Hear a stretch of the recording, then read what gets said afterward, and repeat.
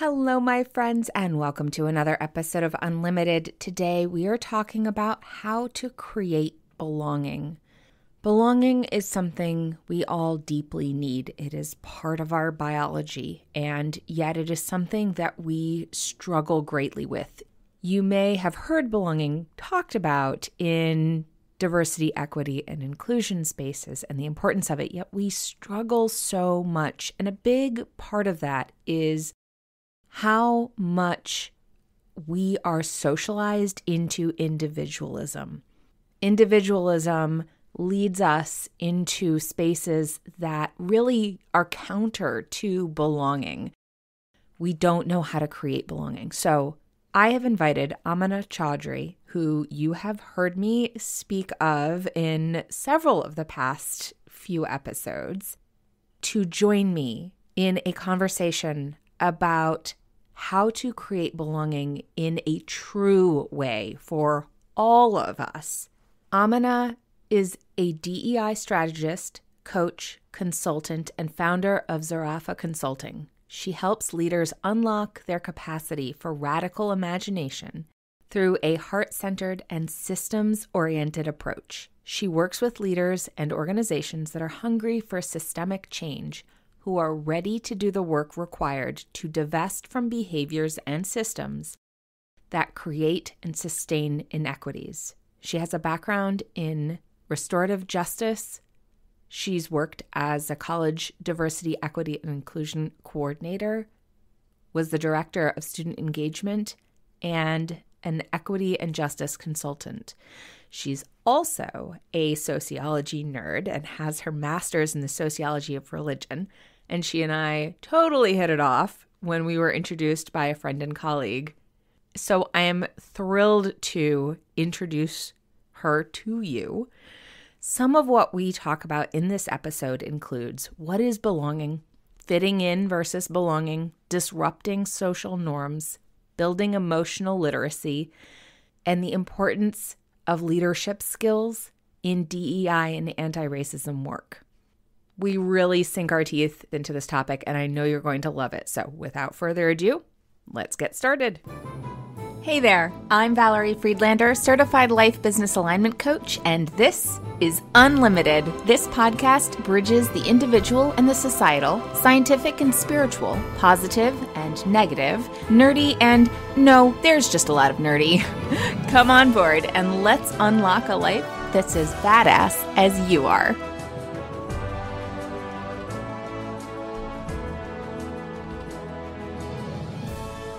Welcome, Amena. I'm so excited to have you on Unlimited, especially since I've been talking about you the past 2 episodes. So welcome. Thank you. Thank you so much. I'm so excited to be here. Yay. So let's start off with just a little bit about you. If you could share just a little bit of your backstory and what brought you to where you are now. Yeah.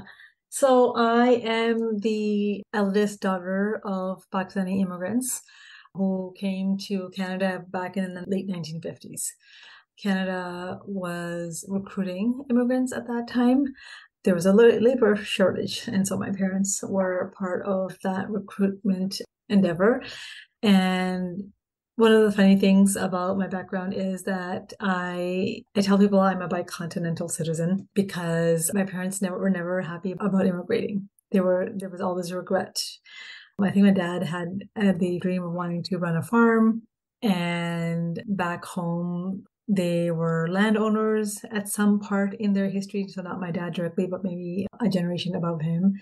And so a lot of my childhood, we would spend years in Canada saving up money just so that we could immigrate back and resettle back in Pakistan.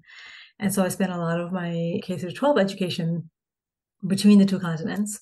They would try to settle back, things would not work out, and we would end up coming back for 2.5, 3 years, and then there will be another resettlement attempt.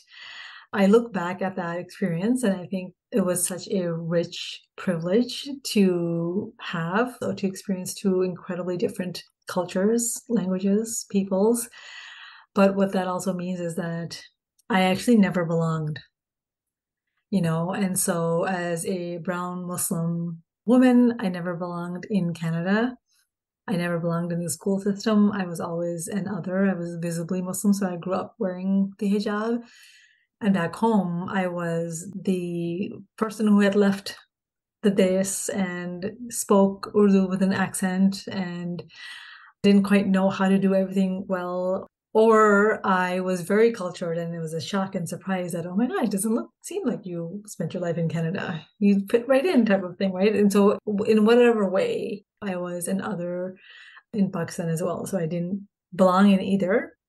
I think my parents were also experiencing that. They were trying to resettle back to a memory that they had of the place that they had originally left. And whenever they went back, they never went back to that same place because people and places change. They don't stay stagnant, waiting for you to come back to the exact same location.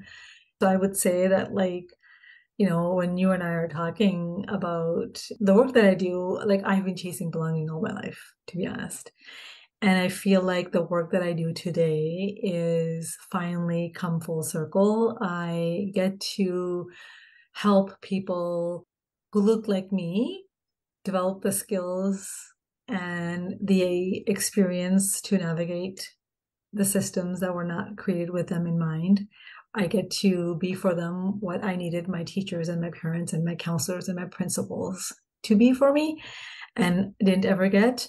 And on the flip side, when I'm working with executive leaders, which tend to be white executive leaders, when I'm doing DEI coaching for them, and when I'm working for organizations, I get to help people with dominant group member identities create belonging in a way that the adults in my life when I was in Canada were not able to create because they didn't have access to the lived experience. And I was way too young for them to learn from me, which should not be the way, but I was not someone that they were able to learn from at that stage. So that's just a little bit about who I am and what makes me me. Yeah. So many things stood out to me in that. So I'm excited to dig into that idea of belonging. I would love to start with the social systems. I've touched on this before, but I think this is one of those things that I notice within myself, of noticing the things that I'm like, oh, I can relate to that. But it's like, well, but can I? And I think there's a benefit to being able to see similarities, but it's also really important to be able to see the differences and recognize those things. Like, I can learn from this and where I need to learn from this. And it's a big block to being able to create an inclusive space because we don't see the fullness of the picture. And I think part of that comes from like Western culture. I think in the US and Canada, we are heavily socialized to be individuals. And this was one of the things that was like a stark comparison for me. And I don't know, like, I wonder sometimes, like, had we not gone back and forth between Pakistan and Canada, like, would I have actually picked up on this? Would I have actually, being another in Canada, would I have still learned the additional layer and difference in cultures? So, like, back home, I know that it would take me time to acclimate and get used to the collective way of life, doing society as a collective. When people were making money decisions, or how weekends are going to get spent, or how resources are going to get spent, we were never making decisions based on an individual in the family wasn't making decisions, but also like my mom or dad were not making the decision. Just it was a decision that was being made as a collective of a larger, much bigger extended family. And so when it is corn season and you're going to shuck and preserve the corn, each family is not buying their own corn to shuck and preserve. It's like the entire street is doing a collective work, and everybody is pitching in some way or other. And then the preserved food is divvied out. And part of that has to do with technology, right? Not having access to fridges and freezers. And so when we would be back home, only like one or two homes on the street have a fridge. And if they had a freezer, that was huge. So there were no freezers back home when I grew up, right? And so when you're going to go buy ice, you're figuring out who else needs it. And you're bringing back this massive chunk of like 4 feet by 3 feet by 2 feet chunk of ice that is getting broken down and divvied out to everybody who needs the ice. And so like that was a very different lifestyle. And then coming to Canada, I know that like I'd go through the bouts of like really hard isolation where like all of a sudden like I'm responsible for everything individually. I need to be individually prepped for like first day of school and for my classes, and our as a household we have to individually earn money to run our home by ourselves, right? And so we are individually responsible for figuring out rental and relying on systems that help also, right? The social services system that are helping out individuals versus communities.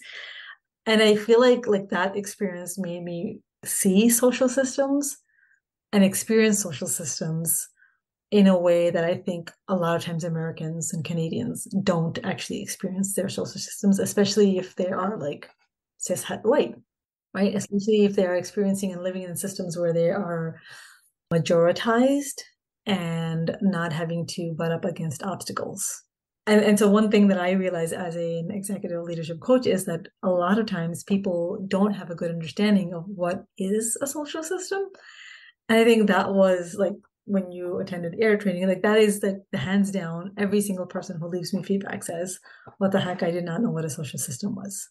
It's interesting because some of the things that I take for granted with a background in sociology and understanding the social systems on that level, like social systems make sense. But there was something about the way that you described it that connected some dots for me. And I think it has to do with the two layers that I'm picking up. One being the structures of the systems themselves in terms of institutions and institutional systems and things like that. And the other piece is that individualism and the layer of understanding individualism on top of the social structure, because it's almost like I'm still putting this together in some way. So hopefully you can kind of help me understand that, because I'm really hearing two layers, and part of what made the disconnect for me wasn't necessarily understanding people patterns, but understanding the layer of the individualism conditioning on top of that understanding. Almost like it's more intellectual than it is experiential. And there's a disconnect with understanding something intellectually than it is to understand it experientially. Because in the US, like in US and Canada, we're part of society. Very rarely do people live as hermits all by themselves, right? We live in society, but we are taught to function individually. And so individualism is what people experience then. And so when a person loses their job, it's their individual responsibility to figure out they have to apply for unemployment. It's their individual responsibility to figure out how to get another job. If they have bills to pay, they have to individually figure out how to pay those bills, even though they are part of a society and a societal structure that has them pegged in a particular class. And even though that they are experiencing that social system, the repercussions and the intended advantages and disadvantages of that social system collectively, it's their individual responsibility to survive the system. And because we are so heavily conditioned to think of ourselves as individuals and bootstrapping and self-reliant and resilience and all of that, the system remains invisible to us. So it is a shock to white people sometimes, because for the most part, they're living their life as like, when I follow rules, I am exempt from consequences, and not seeing that there is a system where the rules were actually built with them in mind. They're not actually following the rules. They were built so that they are followable by them. Yeah, that's such an important distinction. And so people experience individualism and don't see the system, and the system is hidden, which is how systems actually survive, right? It's important for a system to be invisible and not be seen for it to actually perpetuate itself. Otherwise, when it is visible as human beings, that jars us. And we're talking about systems of oppression, right? We're talking about race and class and gender and sexual orientation, in which one social group is advantaged over another social group, right? Where there is power differential and inequitable access to resources, inequitable access to success and to thriving, right? And so when we as human beings, when we see that system, we're actually repulsed, because our nature is to be interconnected. We are wired for belonging. So our nature is to want to be interconnected and to be part of a system where I am cared for, where I can rely unconditionally, I am cared for, and where I am part of a system where others can rely that I will care for them. And so when a system of oppression, it becomes visible to us, it actually is repulsive and it goes against our nature and our core of how we want to be in good relationship with each other. And we don't want to perpetuate it then. And that is threatening to the system. Yeah. Something that you said the other day in one of the calls is kind of standing out to me here. That idea of we don't see belonging, we see not belonging. And how when we're, and by we, I mean white women in particular as one, I'm going to speak for myself, in that we often don't want to call out something we see because of that threat to belonging. We don't want to call out the thing because it feels like we're going to disrupt the space when the other person, by perpetrating the lack of belonging in a broader context, already did it. They already created the harm. They already did the harm. So us speaking to it is just naming it and acknowledging it, not actually creating it. But we feel like we're creating it because we're the ones disrupting the white solidarity. Yeah, so those are two separate things there. One is, and then maybe I'll address this a little bit, but like what is belonging and how does it function, right? And then how do social systems leverage belonging to get us to perpetuate them, right? So this thing of like when I see harm happen, when I witness harm, when I see someone say or do something racist or sexist or transphobic or whatever, Islamophobic, it's hard for me to speak up and say something because I feel like I'm going to cause a rift. I'm going to do something divisive. The example that I give in our trainings is we are all socialized into how to human in our particular contexts, in all parts of our life, right? So not just the social systems. So stepping out of the social systems for a minute, if I told you that, Valerie, you're stepping into an elevator right now, and the elevator has 5 other people in it, the very first thing that you're going to do when you step into that elevator is what? I'm going to turn and face the door. Yeah, you're going to turn around and face the door. And if needed, push a button, right? Nobody ever told you, Valerie, when you step into an elevator, you need to turn around, right? You were socialized into this behavior. It seems pretty meaningless. Now I want you to imagine you walk into that elevator and you don't turn around, you just stand there. What does that feel like in your body? It feels really uncomfortable. Right. And so that discomfort that you feel when you step into the elevator and you don't turn around, that is a sign that society has been socialized in this group pattern, and that group pattern has a path of least resistance. Turning around when you step into an elevator is the path of least resistance. When you take action that goes against a path of least resistance, it feels super uncomfortable. It feels awful. So now we can hop over to the social system. Let's say we're talking about the racial social system, right? When a white person says something racist, it is uncomfortable. The path of least resistance that everybody has been socialized into is silence. White solidarity is naming that path of least resistance. Is you're not going to interrupt in that moment. You're not going to say out loud, hey, you just said something racist. Also, not using the R word is also a path of least resistance. Making someone feel like they just did something racist is a path of resistance. And so the opposite. So basically, your base reactions like fight, freeze, flee, like the freeze and flee are the paths of least resistance. And that's why it's hard to speak up, right? That doesn't mean that it's not in our nature to want to not perpetuate harm. Ask anybody, in fact, in my coaching with my clients in the training, ask anyone about a time when they witnessed something racist, someone saying something racist, and they did not speak up, and for them to jot down how it feels and how they feel about it when they think about that past moment. They feel awful, but they have been socialized not to speak up and interrupt that moment.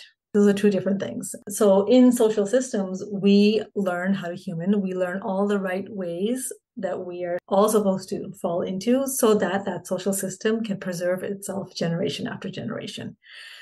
You see this happening post-civil rights movement, right? In the civil rights era, prior to that, it was perfectly fine for a college to receive an application from a Black person and write a letter saying, sorry, we don't admit Black people. I'm returning your admission fee back to you. That was a perfect norm. That didn't feel wrong to do. And everybody did it. That's no longer an acceptable norm anymore. However, we have figured out how to socialize the same norm to show up in a different way so that the outcomes are the same, so that we still have disproportionate Black people going to medical school, graduating from successfully from medical school, entering into those fields. So systems figure out how to adjust and tweak themselves. They figure out how to wear different clothes to look differently, but achieve the same outcomes, the same disparities, and preserve themselves. So the minute people can see the emperor is not wearing clothes, the emperor is going to go and figure out a different way for you not to see that. Social systems survive and depend on being invisible, and they'll find ways to adjust and stay invisible. That was one point. The other point was that the system almost weaponizes our need for belonging. We are wired for connection. One of the reasons why silence is the path of least resistance is because we fear that if we speak up, that will disrupt our relationships and that I will no longer belong in this space. And so I stay silent because I want to belong. But I never achieve that belonging because I feel awful about that situation. And that actually lives on when people are in that workshop and I ask them to think about a moment in the past when they didn't speak up. People tear up. They dig up a moment 20 years in the past.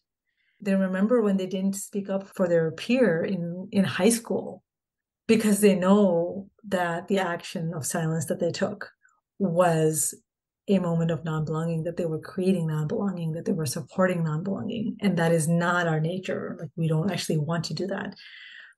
But we, unfortunately, the muscles that we learn and strengthen in our socialization are unfortunately the muscles of individualism, of staying silent, and of fitting into the social systems based on how they're already currently operating. It really strikes me as you're talking about these things that the structure itself, especially, being individualism, is essentially rooted in non-belonging. Like, it's designed for us to not belong. So it creates these structures of, well, this is how you belong, but it's like faux belonging. Like, it's not real belonging ever. No.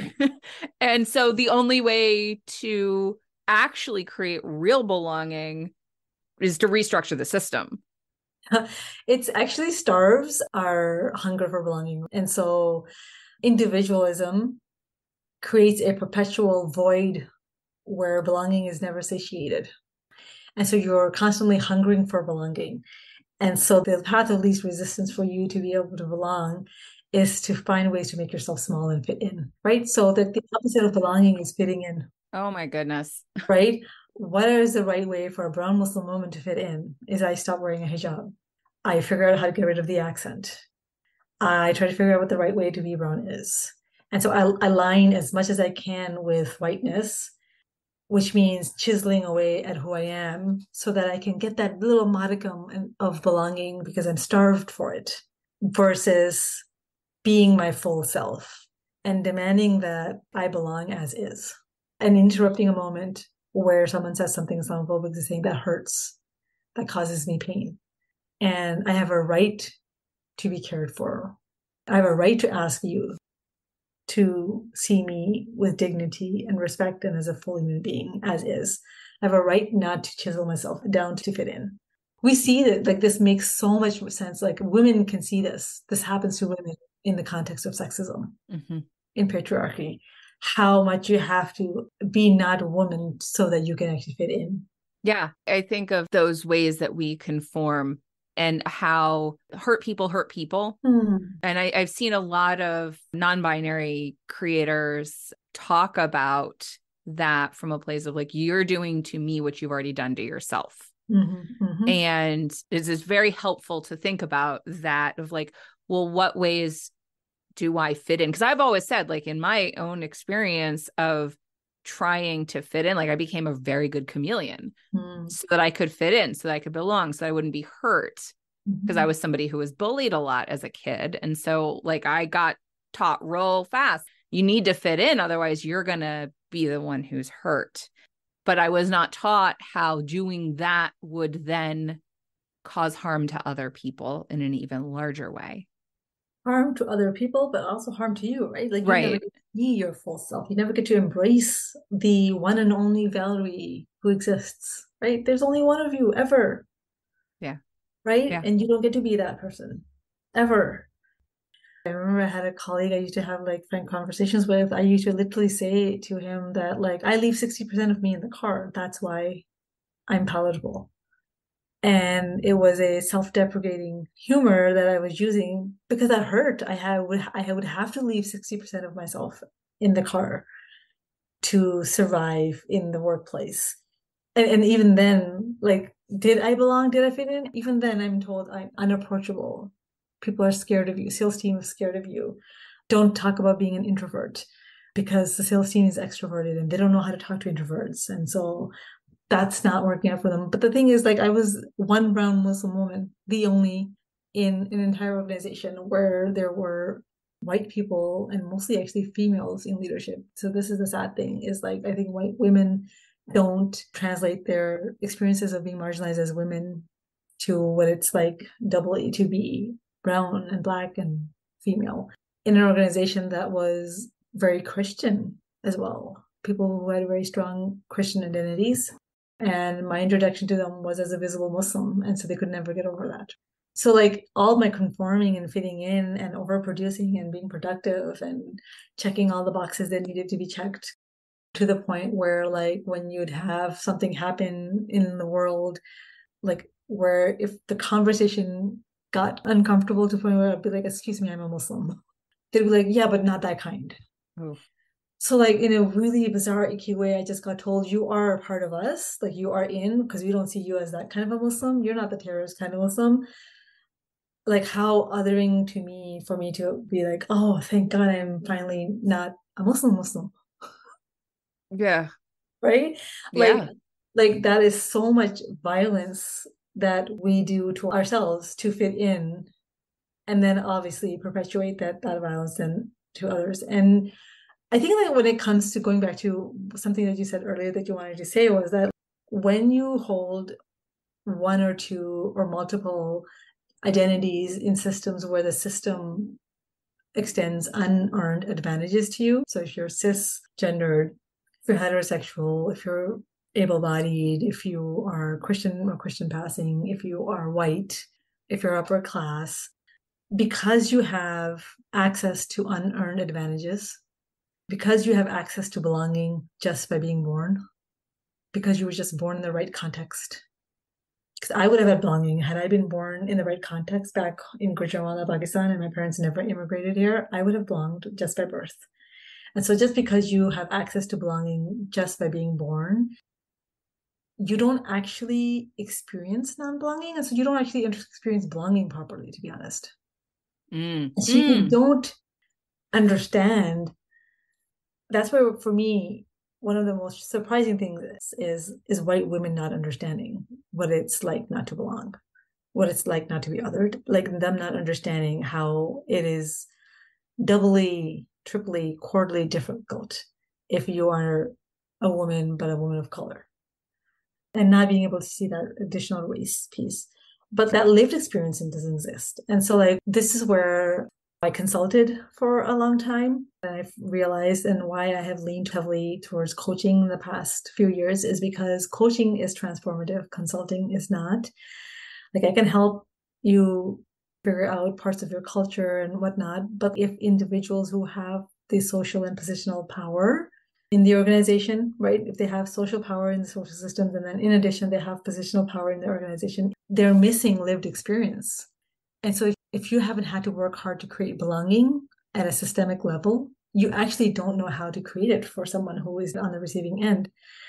It's the people who are not fitting in your systems, who are experiencing non-belonging, that you actually need to listen to change, but their feedback isn't matching with your lived experience. And so it's hard for you to actually even receive it. And so the work you actually first need to do is create additional, like, it's like you having eyesight that needs correction. You actually need an optometrist to figure out and give you glasses with a particular lens that's customized for you so you can start seeing the things that are actually not accessible to you through your own lived experience.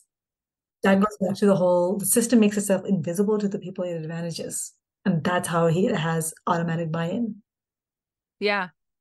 There's a lot of things kind of clicking here. Like if where you naturally belong is a space of non-belonging. Yes. And that is the norm. That's where the privileges are. So like that sense of not belonging doesn't compute, except that it does on like a really, really deep level. And the other thing that kind of stood out to me is that Gabor Mate talks about addiction in terms of like something becomes addictive because it's never satiated. It's always just almost satiated, but not fully. So you always want more and you always need more. And it's like this addiction to these norms, addiction to whiteness, for example, that is like, why do we hold on to it so much? It's like, it's essentially kind of like an addiction. And I want to make sure that we get to important points that you've brought forward in other conversations and trainings. One being to be able to see that, to be open enough to process that, or the places where we've made ourselves small. One of the key areas in order to fit in that we've had to make ourselves small is our emotional understanding, our emotional self. Not just the cognitive self. The cognitive self is uplifted. The cognitive self is the, like, well, you can do all these mental jumping jacks to make it so that, oh, I can fit in, or this is how this works. And like the individual functions very much in this cognitive space versus the emotional space that allows us true connection. So I would love for you to talk a little bit about that. And that may feed right into the other piece that is with this understanding. What does it look like to create belonging, especially in institutions that are built around the not belonging, around the hierarchy and the individualism? The institutions exist in society. They exist in our society. They're not outside of it. You don't magically go to a workplace and all of a sudden be exempt of all social patterns, right? Because that's what people would like to believe. Like we have branded ourselves as inclusive, but you haven't done anything. You just put words on a banner somewhere, but that doesn't change how people actually interact, right? They show up with the culture that they've been socialized into. Here's another thing. When we are socialized into individualism, one of the things that we're socialized is, as an individual, it is your sole responsibility to achieve belonging. So belonging is taught to us from a very individualistic model. So if society is made up of just people and no social patterns and no social agreements, then belonging is the responsibility of an individual. So Amena, when you can't belong, it's because you are not saying the words in the right way, because you're not saying the tones in the right way. It's you as an individual who's doing all the wrong things. And that's why fitting in is how you belong in an individualistic society. Oh my gosh, that just like, I talked last time about the idea of empowerment. Well, you're just not empowered enough. You're just not, you haven't mindseted well enough. It's because you have imposter syndrome, right? It's because you haven't figured out how to assimilate. So assimilation, conformity, and fitting in is how you are individually responsible for belonging. And oh my gosh, I have goosebumps because gosh, employers do this all the time. Just be your full self, as though that's gonna work. Right. And so when you operate in a collective system, and by the way, this way of belonging at the individualistic level is not how we are wired. This is not our biology. This is not our psychology. We are wired for belonging. When we say we are wired for belonging, it means that we have like an alarm in our brain. We have this lizard brain. It is literally sitting there figuring out when you're going to get attacked. The simplified version of the amygdala is that it perceives threat, and we have one of these 4 default responses. Actually, the function of the amygdala is to be on the lookout for whether or not you are connected to a whole. Do you belong? It is looking for belonging cues. And when people are given belonging cues, it's quiet. It's calm. It's in the absence of belonging cues. It's when you are separated from your herd that it's like the lion's going to get you because you're not with your people. You're not with your group. That's when the alarm goes on. And the really unfortunate thing is that the ways that we human currently are very disconnected, and that alarm is blaring all the time. It's meant to be blaring for 90 seconds for you to run, get back with your herd. That's the function. It's not meant to be on 24/7. When it's on for 24/7 and your body's coursing with stress hormones, there's a serious cardiovascular damage that is taking place long term. Gabor Mate actually talks about that. I love The Myth of Normal. There's another book called The Culture Code. I have never read a book by a white man where I was like, oh my gosh, he gets it. He gets it. Where he talks about companies and organizations that are very effective and productive and that know how to create cultures of belonging and psychological safety. And in that book, he talks about how belonging happens on the outside in. We are wired for belonging to happen on the outside in. There's nothing I can do to belong. I should belong by default, so that belonging should be a birthright. That is how things should be. If only that everybody was being born into belonging, and that we weren't being born into systems of oppression and social systems that were having us belonging to or outside of belonging, right? Like if they weren't set up that way, we would all be born in belonging. And so in collective societies, you are going to be given those cues from the outside in. That's when the amygdala is quiet. When I start cutting myself down to fit in and making myself small, I'm actually exasperating my amygdala. My amygdala, the message it's receiving is like, oh, you don't belong. Oh, you don't belong. It doesn't get the message that I belong. It gets the message that it's not safe for you to be brown. It's not safe for you to have an accent. It's not safe for you to say this word in this way. It's not safe for you to XYZ. It's not safe for you to speak up and say this is racist. Those are the cues I'm giving it myself. So fitting in does not achieve belonging ever. And so I just wanted to add that little extra shade because I want to say I lost track of your actual question, but okay. You were bringing up another dimension, I feel like, of belonging and fitting in.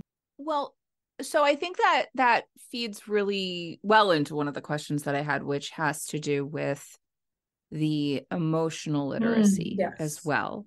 Because while we're working to change the systems, I work with individuals, as someone who does the same. You've spoken before about the importance of emotional understanding, and especially in the ability to change the system by interrupting the path of least resistance. But to do that, in some ways, we're going to set off our brain even more. So having that understanding of our emotions and being able to expand ourselves in that respect, because that's a place that's been diminished. Yeah.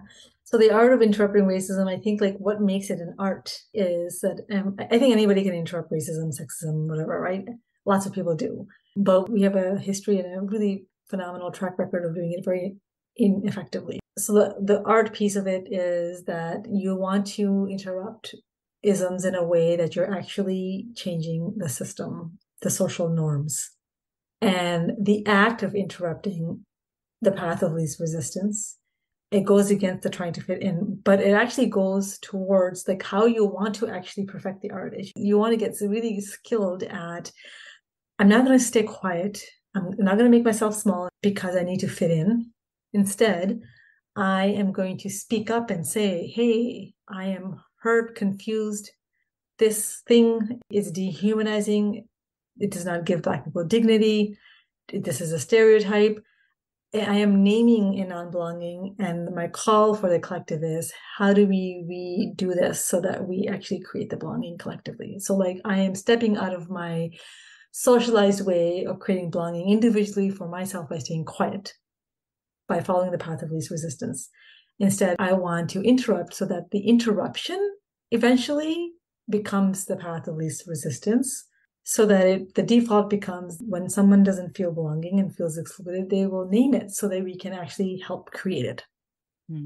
That is where I call it an art, because that is where being emotionally resilient, having emotional resilience is your core muscle that you need to do this lift. I love using the imagery of muscles a lot. I sometimes talk about myself as a anti-racist DEI personal trainer. And when people mess up, I can be your physical therapist. And so if the art of interrupting racism is a muscle, there are some stabilizing muscles for you to make that move. And emotional resilience is a big one. These are your core muscles, your abs and your back muscles, the ones that are holding you up. And it is in the interest of social systems that are oppressive to not allow people to develop this muscle. This is a very atrophied muscle. And so what do I mean by emotional resilience? I mean, like, this is not just emotional intelligence, right? You have the ability to name a massive range of emotions, name and experience them with no judgment and in equal measure. And then you're able to actually notice other people experiencing a wide range of emotions and not feel like there are certain emotions that are taboo and not allowed. And then you need to have the skill to be able to navigate and what to do with them, figure out how to navigate through those emotions and how to leverage those emotions so that you can come to a place where, like, you're creating belonging, you're collectively helping meet the needs of the whole. This typically means is like your relationship to conflict. Your relationship to conflict and to the negative feelings that are not allowed, right? Anger, sadness, despair, grief, hurt. These are, like, sometimes even labeled as unprofessional feelings. They're not supposed to actually show up in the workplace. We are deliberately socialized into, like, two major feelings, happy and angry. And we know toxic positivity, which one is the one that's constantly we're told you're supposed to be in. Gosh, I can't tell you the number of times I would have a supervisor or a coworker walk by my desk or my cubicle and be like, "What's wrong?" "Nothing's wrong. I'm doing my work." "Well, you weren't smiling." And so the assumption is if I'm not smiling, I must be angry.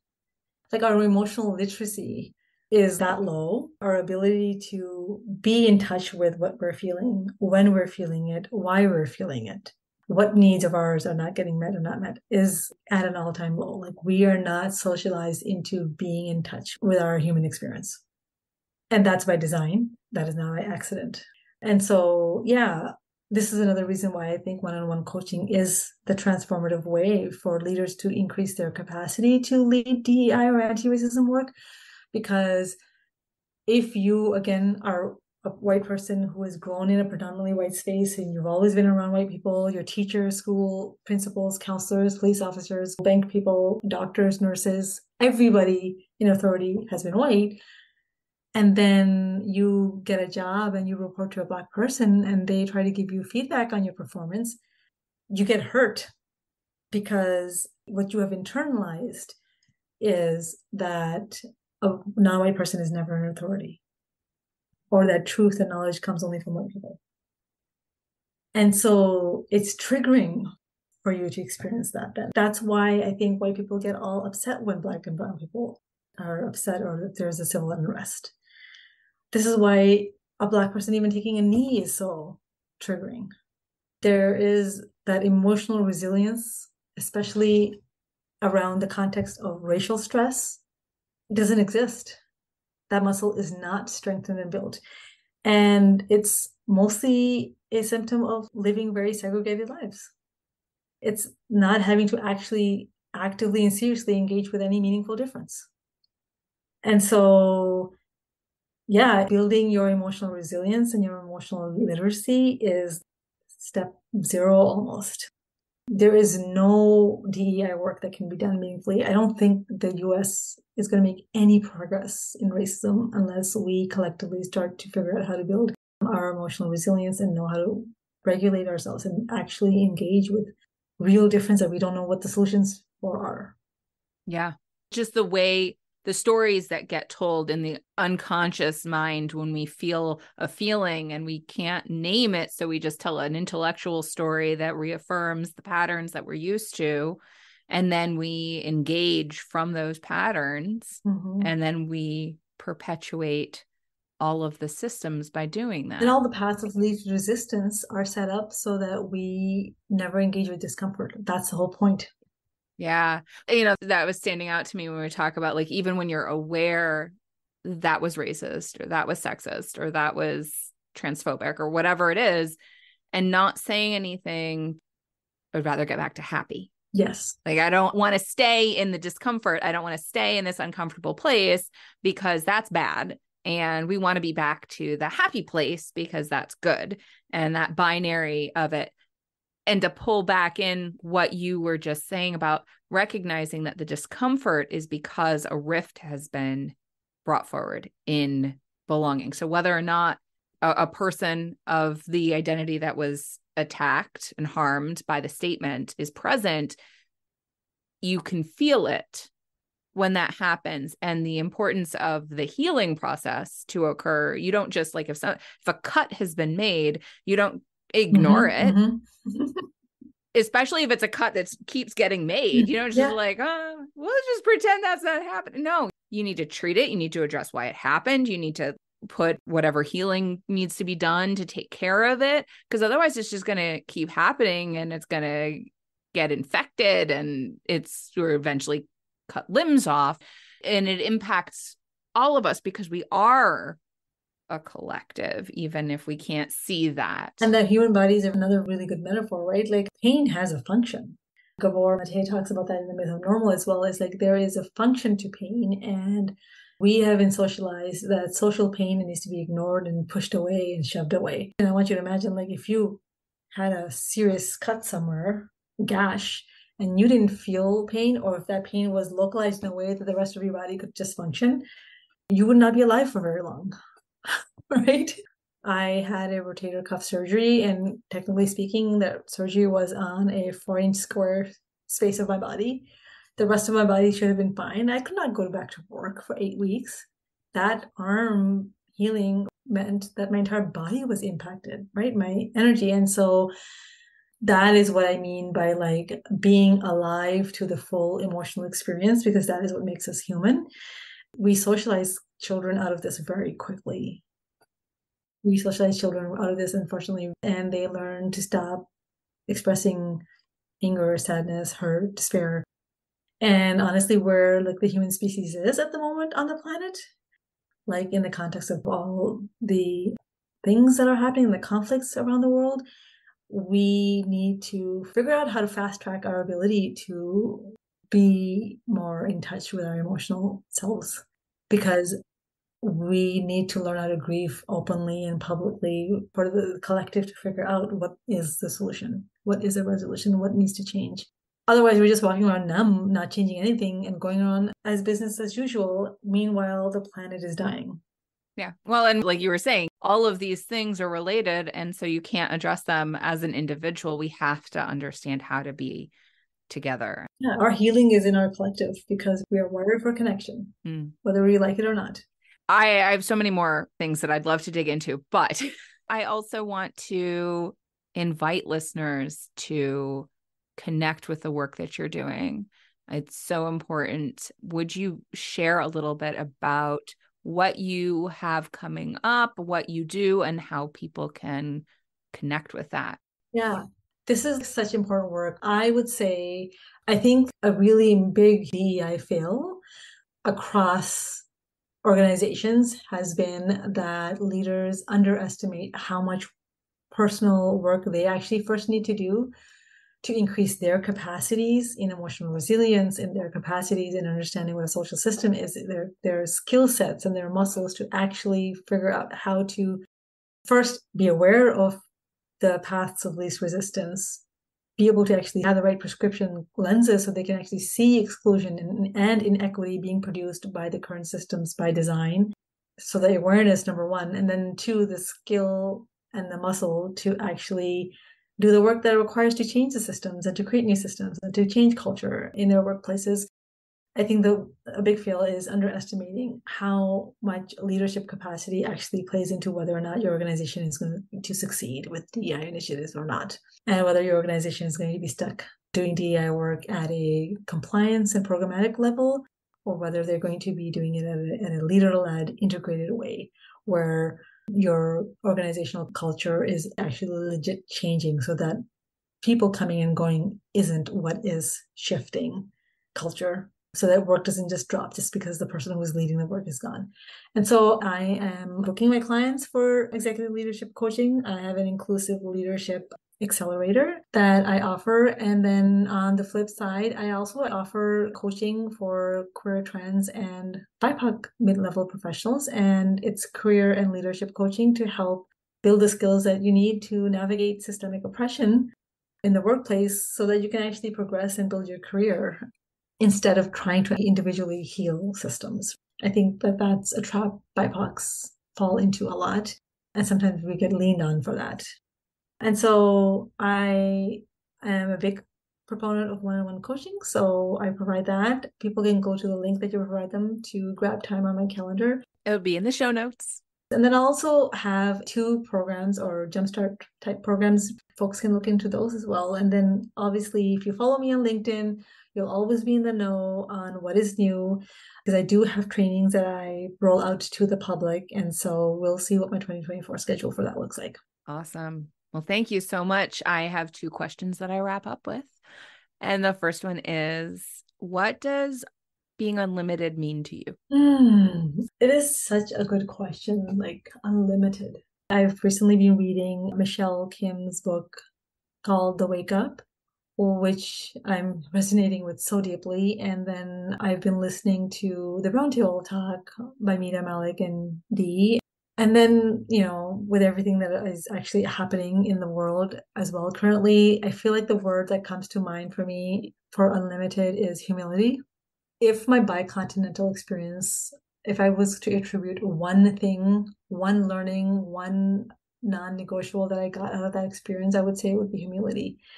The lived experience of actually experientially learning that I actually don't know, that I am a work in progress. I'm not complete.